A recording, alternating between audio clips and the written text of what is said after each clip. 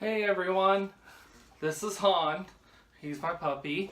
I just want to say thanks again for coming back to the channel. If you're new here, welcome. This is Roll for Dexterity. After watching a whole bunch of people craft different things, I got super excited and was like, hey, I can do that. And then I found out there's YouTube channels and everyone's who's doing it is so talented, and I'm nowhere near as talented as those people. But I was like, let's go ahead and show how the messy guy can go ahead and do this too. And as I mentioned in my first video, we are still working on getting the area together for my crafting area, my stage, if you will. Along with that, I'm going to be showing you how to organize your paints a little bit better by creating a paint organizer out of cardboard. And then along with that, there is a new introduction to the video. It's a lot better than the one that was before, so I hope you enjoy that, and I will see you next time. Enjoy!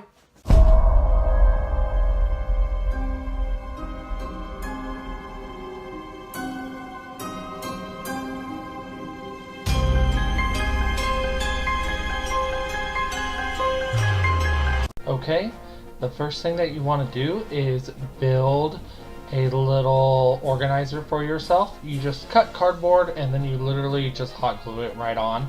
I actually used the paint themselves, placed it in there, and then built the squares around them. I cut one long square and then little individual squares for the longer part of it. Okay, so moving on to the next section is where we hot glue every decoration that we would like to add.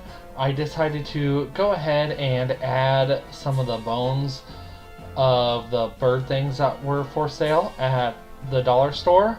I believe I got these at Dollar General, not Dollar Tree. I can't fully remember because it was around Halloween and I've slept since then.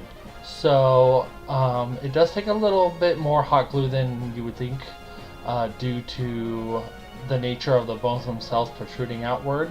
So if you want to place a lot of hot glue on there onto the object itself before actually applying it, I definitely would recommend doing that.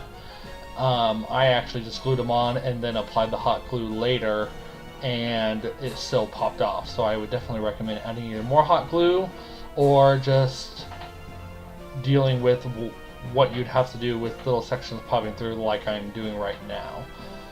Due to that, it kept on popping out, and I just gave up and said, fine, that's the way you want to be, so we'll just have you be that way then. Okay, moving on to the next section. I once again just start hot gluing some more. This is the other side, these are other parts of the bones, and then once this section is done, I actually move on to both of the ends. Right now, with me doing it this way, it's actually holding that piece at the bottom connected to the box. Like I said before, I thought that was going to help, but it really didn't. And now I'm going to go ahead and just show you the entire thing as it looks right now. I was definitely too lazy to take off the Amazon tape because that stuff is hell to get off the box. This one here is for my spray paints, and I also use it for the larger paint like apple barrel. The larger ones themselves to put in there. And what I did from these is I had gargoyles left over from a building that I purchased to build my castle, and I went ahead and just glued those on with hot glue. And then after this, of course, you do the infamous flat blacking the entire thing, and then we'll paint it, and that's the next step. And here's the whole thing in its entirety for that. And like I mentioned before, this is when we go ahead and we flat black everything, which is just used with spray paint. You can also, if you're not comfortable using spray paint, you can also paint everything with paintbrush and acrylic paint. The only downside to that is I would definitely recommend painting everything before building it, because that way you're for sure to get every nook and cranny in there. And then the next step to do this after everything is flat black and it's dried, we mix white with gray and then a little bit of brown in there, and it gives it this kind of natural looking stone brown color.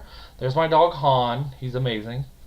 And we go ahead and we cover the whole thing here, and then after we cover this, we move on to the next box.